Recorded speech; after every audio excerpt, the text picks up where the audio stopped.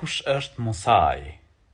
Nëse do të flasim për Musain alayhis salam, për profetin e Zotit gjithësisë, nuk do të mjaftonin ligjërata të tëra. Është njëri prej profetëve më të zgjedhur të Allahut të lartësuar. I madhi Zot i ka folur Musait alayhis salam drejt për drejt. Allahu i lartësuar i ka shpallur Musait alayhis salam një libër, Teuratin. Po ashtu fletushkat, siç e përmend Zoti i gjithësisë në Kur'an.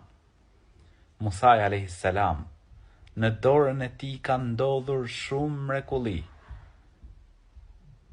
Ne muslimanët e duam shumë Musain alayhis salam, ashtu siç i duam të gjithë profetët e Zotit gjithësisë.